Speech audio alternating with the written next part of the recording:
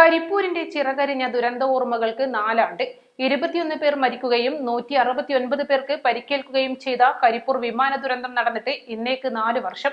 2020 August 7 രാത്രി 8 മണിയോടെയാണ് കരിപ്പൂർ വിമാനത്താവളത്തിൽ ദുരന്തം പറന്നിറങ്ങിയത്. ലോകം കോവിഡിന്റെ രൂക്ഷതയിൽ കഴിഞ്ഞിരുന്ന സമയം കേന്ദ്ര സർക്കാർ പ്രഖ്യാപിച്ച വന്ദേ ഭാരത് മിഷന്റെ ഭാഗമായി ദുബായിൽ നിന്ന് 184 യാത്രക്കാരും 6 ജീവനക്കാരുമായി കരിപ്പൂരിലെത്തിയ IX-1344 എയർ ഇന്ത്യ എക്സ്പ്രസ് വിമാനം കനത്ത മഴയിൽ റൺവേ കാണാതെ 2 വട്ടം ലാൻഡ് ചെയ്യാതെ പറന്നുയർന്നു. വിമാനം പിന്നീട് ലാൻഡ് ചെയ്തത് സാധാരണ ലാൻഡ് ചെയ്യാൻ ഉപയോഗിക്കാത്ത 10ാമത്തെ റൺവേയിൽ. തെന്നിമാറിയ വിമാനം ചതുപ്പുനിലവും കടന്ന് 35 മീറ്ററോളം താഴേക്ക് വീണ് 3 കഷ്ണമായി പിളരുകയായിരുന്നു. വിമാനത്താവളത്തിന്റെ ചുറ്റുമതിൽ തകർത്ത് വിമാനത്തിന്റെ മുൻഭാഗം പുറത്തേക്കെത്തി. വിമാനത്തിന്റെ പൈലറ്റ് ദീപക് വസന്ത് സാദി, സഹ പൈലറ്റ് അഖിലേഷ് കുമാർ എന്നിവരടക്കം 21 പേരാണ് അപകടത്തിൽ മരിച്ചത്. പറന്നുയർന്ന സമയത്ത് തന്നെ വിമാനത്തിന്റെ ശബ്ദത്തിൽ തകരാർ അനുഭവപ്പെട്ടിരുന്നു. യാത്രയിലുടനീളം യാത്രക്കാർ പ്രാർത്ഥനയായിരുന്നു. ഒടുവിൽ ഭയപ്പെട്ട പോലെ തന്നെ സംഭവിച്ചു. കരിപ്പൂരിൽ ഇറങ്ങാനാവാതെ 2 തവണ വട്ടം കറങ്ങി. ആ സമയത്തൊക്കെ വിമാനത്തിന് ഒരു പ്രത്യേക ശബ്ദമായിരുന്നു. ഒടുവിൽ അപകടത്തിലേക്കാണ് ലാൻഡ് ചെയ്തിറങ്ങിയത്. ബാലൻസ് തെറ്റിയതോടെ വിമാനത്തിനുള്ളിൽ കൂട്ടക്കരച്ചിലായിരുന്നു. പലർക്കും ബോധം നഷ്ടപ്പെട്ടു. വിമാനം പൊട്ടിച്ചിതറി. കോവിഡ് ഭീഷണിയും സുരക്ഷയും വകവയ്ക്കാതെ സ്ഥലത്തെത്തിയ നാട്ടുകാരുടെ നേതൃത്വത്തിൽ നടത്തിയ മിന്നൽ രക്ഷാപ്രവർത്തനമാണ് മരണസംഖ്യ കുറക്കാനായത്. ദുരന്ത കാരണത്തെക്കുറിച്ച് തർക്കങ്ങൾ പലതുണ്ടായി.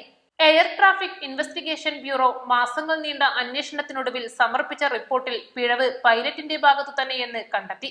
വൈപ്പർ തകരാറിലായിരുന്നിട്ടും ഓട്ടോ പൈലറ്റ് രീതിയിൽ ഇറക്കുന്നതിന് പകരം സ്വന്തം നിയന്ത്രണത്തിൽ മാത്രം വിമാനം ഇറക്കാൻ ശ്രമിച്ചത്, സഹ പൈലറ്റ് അഖിലേഷ് നൽകിയ നിർദ്ദേശങ്ങളെല്ലാം ലംഘിച്ചത്, കരിപ്പൂരിലെ ലാൻഡിംഗ് ദുഷ്കരമെന്ന് തിരിച്ചറിഞ്ഞ് കൊച്ചി, കോയമ്പത്തൂർ തുടങ്ങി മറ്റു വിമാനത്താവളത്തിൽ ലാൻഡ് ചെയ്യാൻ ശ്രമിക്കാത്തത് തുടങ്ങിയവയെല്ലാം മുഖ്യ പൈലറ്റ് ക്യാപ്റ്റൻ സാദിയുടെ പിഴവായി അന്വേഷണത്തിൽ കണ്ടെത്തി.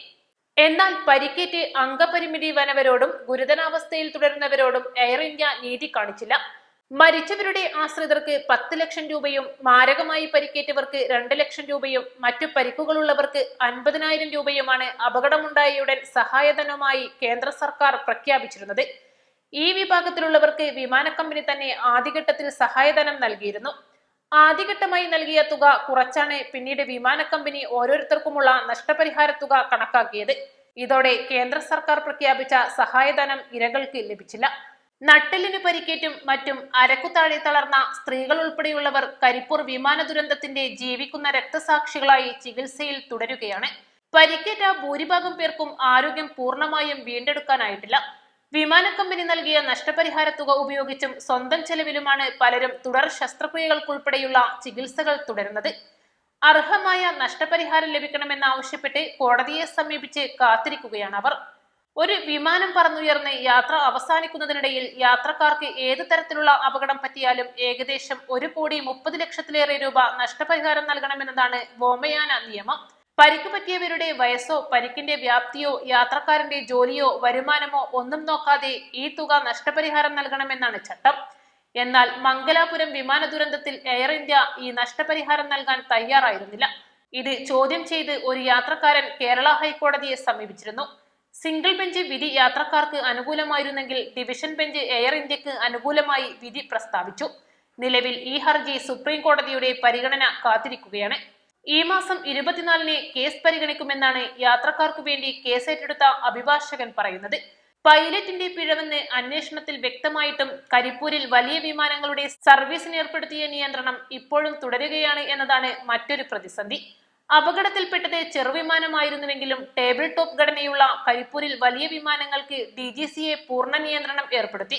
രാഷ്ട്രീയ നേതൃത്വവും യാത്രക്കാരുടെ വിവിധ സംഘടനകളും നിരന്തരം ഉയർത്തിയ സമ്മർദ്ദങ്ങളെ തുടർന്ന് റൺവേ വികസനത്തിനുള്ള നടപടികൾക്ക് ജീവൻ വെച്ചതാണ് സമീപകാലത്തുണ്ടായ മാറ്റം.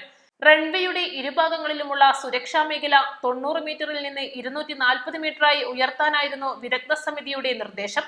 ഇതിനായി 12.506 ഏക്കർ ഭൂമി പള്ളിക്കൽ, നെടിയിരുപ്പ് വില്ലേജുകളിൽ നിന്നായി ഏറ്റെടുത്ത് സംസ്ഥാന സർക്കാർ കഴിഞ്ഞ ഒക്ടോബർ 19-ന് വിമാനത്താവള അതോറിറ്റിക്ക് കൈമാറിയിരുന്നു.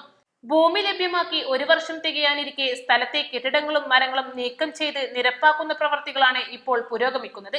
പുതുതായി ലഭ്യമായ സ്ഥലം മണ്ണിട്ടുയർത്തുന്ന പ്രവർത്തികളും പൂർത്തിയാക്കാനുണ്ട്.